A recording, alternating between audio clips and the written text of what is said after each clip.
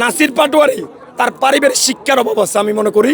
আর মির্জা আব্বাস একজন ward commissioner থেকে উনি আজকে স্থায়ী কমিটির একজন সদস্য। ওনার সাথে কিভাবে ব্যবহার করতে হবে, কিভাবে আচরণ করতে হবে, নাসির পাটোয়ারি তার পারিবারিক শিক্ষার অভাব আছে। নাসির উদ্দিন পাটোয়ারির উত্থান কবে?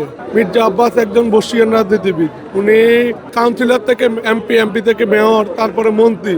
আর নাসির উদ্দিন পাটোয়ারির জন্ম কবে? রাজনীতির জন্ম 2 বছর অথবা 1 বছর। উনি তার সাথে যদি একজন বর্ষীয়ান রাজনীতির তার সাথে তুলনা করে, ওর মতন অজ্ঞ লোক আর কেউ নাই। ও নাসির উদ্দিন পাটোয়ারি নিয়ে বলার কিছু নাই। ওরা নিয়ে বলার উচিত, ও যদি রাজনীতি করে তাহলে বড় মানুষকে, সিনিয়রদের সম্মান করা শিখতে হবে, মানুষের মনের কথা বুঝতে হবে, মানুষের সব কিছু বুঝি তারপরে রাজনীতিতে আসতে হবে। এভাবে মানুষের নামে মিথ্যা অপবাদ দিয়ে রাজনীতি হয় না। রাজনীতি হয়েছে সুন্দর।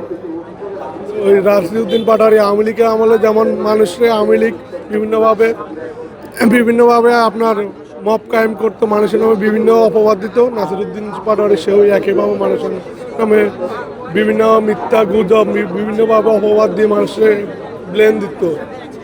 এই জন্য নাসিরউদ্দিন পাটোয়ারি যদি ভবিষ্যতে রাজনীতি করতে হয়, এসব ফালতু জিনিস ওর মন থেকে ত্যাগ করতে হবে।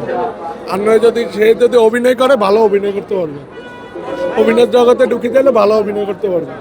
অভিনেতা বলার কারণ হয়েছে, হাবিবুল্লাহ বাহারে যখন একটা ঝামেলা হয়েছে, ডিম মারা পরে ওনারা হাত ব্যান্ডেজ করছে, মাথা ব্যান্ডেজ করছে। একটা ডিম মারলে কখনো মানুষের মাথা ফাটে, হাত ভাঙে? বুঝেন না, ওনারা অভিনয় করতে করতে হাত পা ব্যান্ডেজ করে ফেলছে। আমাদের বহু প্রতীক্ষিত মির্জা আব্বাস ভাই দিচ্ছে, আনন্দ মিছিল করবো আমরা। আমাদের প্রিয় বাবি মির্জা আব্বাস ভাইয়ের ওয়াইফ বের হবে, তারপরে আমরা বিজয় মিছিল দিয়ে বাসায় যাব। বাবির জন্য অপেক্ষা করতেছি আমরা। কখন থেকে এখানে দাঁড়িয়ে আছেন? এখানে আমরা আসছি 12:15টার দিকে, 11:45-এর দিকে। দীর্ঘ সময় বলতে এনসিপিতে একটা মব সৃষ্টি করতে চাইতেছে, কারণ আমরা তো ভোট শেষে যে একটা আপনার 30-এ অলরেডি এসব যে পরিমাণ ভোট পড়ছে, 7টা থেকে 8টার মধ্যে ভোট গণনা হয়ে যাওয়ার কথা। ওনারা পোলিং এজেন্ট দ্বারা ওনারা ভোট প্রকাশ করতে চাইতেছে না, এই জন্য দেরি হয়েছে। তাহলে তো আমরা আরও আগে দিতে যেতাম। ইনশাল্লাহ আমরা 200, এখন তো অলরেডি আমরা মনে হয় 130+, ইনশাল্লাহ 200-র উপরে আমরা আসন জিতবো।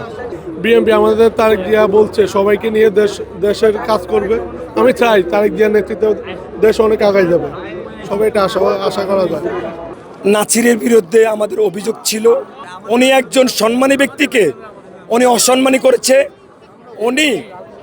ওনার বয়স নর্মালি 25, 26 এরকম হবে। আর মির্জা আব্বাস একজন ওয়ার্ড কমিশনার থেকে উনি আজকে স্থায়ী কমিটির একজন সদস্য। ওনার সাথে কিভাবে ব্যবহার করতে হবে, কিভাবে আচরণ করতে হবে, নাসির পাটোয়ারি তার পারিবারিক শিক্ষার অভাব আছে আমি মনে করি। আর আমি মনে করি এখন আমরা এই যে ইনস্টিটিউশনে, এখন আমরা সেগুনবাগিচা আছি, নির্বাচন কমিশনের অফিসে আমরা এখন এখানে আছি। আমরা প্রত্যেকটি জনগণ, এদেশের মানুষ চিন্তা ভাবনা করে শহীদ প্রেসিডেন্ট জিয়াউর রহমানের সূর্য সন্তান তারেক রহমান স্যারকে আবারও সংসদে নিয়ে এদেশের প্রধান দায়িত্ব দিয়েছে। জনগণের জন্য কাজ করবে, গরিবের জন্য কাজ করবে, কৃষকের জন্য কাজ করবে। শহীদ প্রেসিডেন্ট জিয়াউর রহমানের সূর্য সন্তান তারেক রহমান স্যার। আমি নাসির পাটোয়ারির বিরুদ্ধে আমার কোনো অভিযোগ নাই। আমি বলবো উনি যেন শুধরে যান। ওনার বিরুদ্ধে পারিবারিক শিক্ষার অভাব আছে। আমি এই জন্যই বললাম, আমার একজন সিনিয়রকে যদি কোনো আমি সম্মান না দিতে পারি, তাহলে আমার অবশ্যই এটা পারিবারিক শিক্ষার ঘাটতি থাকে। উনি সম্মান দিচ্ছে না। উনি সকালবেলা, আমি রাজনীতি করতে আসছি এখানে, কিসের জন্য আমি রাজনীতি করব? আমি জনগণের বক্তব্যের মাধ্যমে আমি শ্রোতা তৈরি করব। আমি জনগণ এই বক্তব্যের ভিতরে যদি কোনো একজনকে দোষারোপ করি, তাইলে আমাকে একজন 3rd পার্সন লোক আমাকে বলবে তার পারিবারিক শিক্ষার অভাব আছে।